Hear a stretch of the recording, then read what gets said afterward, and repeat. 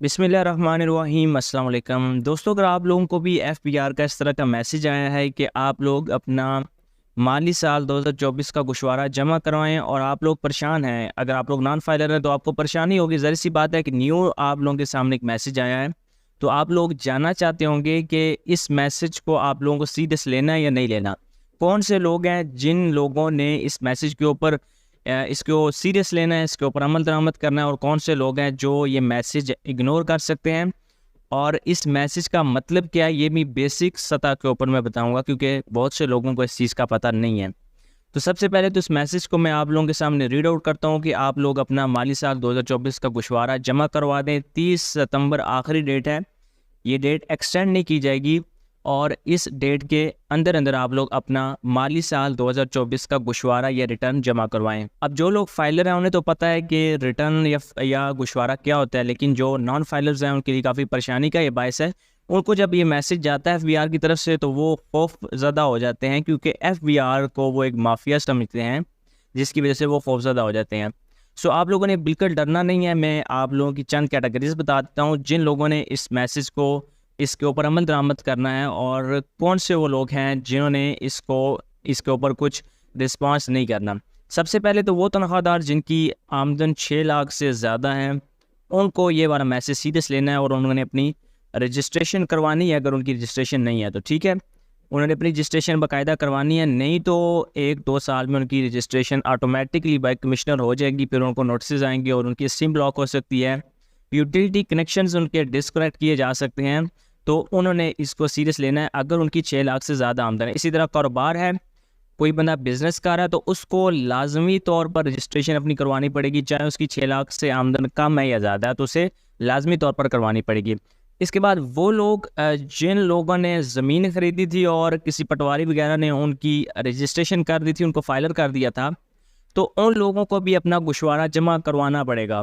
अब यहाँ हमारे कल्चर में ये होता है कि जो भी ज़मीन का ट्रांसफ़र वगैरह किया जाता है, परचेज़ की जाती है, सेल की जाती है, तो जो पटवारी होते हैं वो टैक्स बचाने के लिए, वक्ती टैक्स बचाने के लिए कस्टमर को उसकी इजाज़त के बगैर फाइलर कर देते हैं। ठीक है, अब आप लोग चेक कैसे कर सकते हैं? वेबसाइट पे जाएं, आप एक्टिव टैक्स पे लिस्ट पे जाएं, वहाँ पे अपना CNSE आप लोग इंटर करें तो आपको पता चल जाएगा कि आपकी रजिस्ट्रेशन मौजूद है या नहीं तो आप लोग मेरी टैक्स कंसल्टेंट एजेंसी के ज़रिए भी खिदमत हासिल कर सकते हैं। अब वो फाइलर तो कर देते हैं, लेकिन हर साल फिर ये एक स्यापा बन जाता है आम बंदे के लिए, उसको फिर गोशवारा जमा करवाना पड़ता है। तो फिर इस तरह का मैसेज उस बंदे को भी रिस्पॉन्स करना पड़ेगा। अगर वो गोशवारा जमा नहीं करवाएगा तो उसकी सिम बंद हो सकती है, और नेक्स्ट स्टेप में बैंक अकाउंट भी बंद हो सकता है और बिजली का कनेक्शन भी काटा जा सकता है। ठीक है, ये सज़ाएँ हो सकती है। इसके अलावा अगर आप लोग लेट फाइलिंग करेंगे तो 1000 रुपये का सरचार्ज भी आपको देना पड़ेगा, इजाफी टैक्स। और इसके बाद जो आपका स्टेटस है वो नॉन फाइलर हो जाएगा मार्च के बाद। जो नेक्स्ट मार्च आएगा उसके बाद जो है आपका स्टेटस इनएक्टिव आप हो जाएंगे और आप नॉन फाइलर कंसिडर किए जाएंगे। अब ये वो लोग थे जिनको ये वाला मामला सीरियस लेना है। ठीक है, अब मैं आपको वो कैटेगरी बताता हूँ जिन लोगों ने इस मैसेज को इग्नोर कर देना है, इसके ऊपर अमल दरामद नहीं करना। इन लोगों की बात करें तो सबसे पहले वो हैं जिन्होंने पहले ही से ही अपना गोशवारा जमा करवा दिया हुआ है। जिन लोगों ने अपना गोशवारा जमा करवा दिया है उन्हें इस मैसेज को इग्नोर करना है, क्योंकि एक जनरल मैसेज है, तमाम लोगों को एक ही वक्त में एफबीआर कर देता है। तो एफबीआर ये छांटी नहीं करता कि फ़लाँ बंदे ने गोशवारा जमा करवा दिया हुआ है और फ़लाँ ने नहीं करवाया, बल्कि वो सारों को एक ही दफ़ा मैसेज करता है।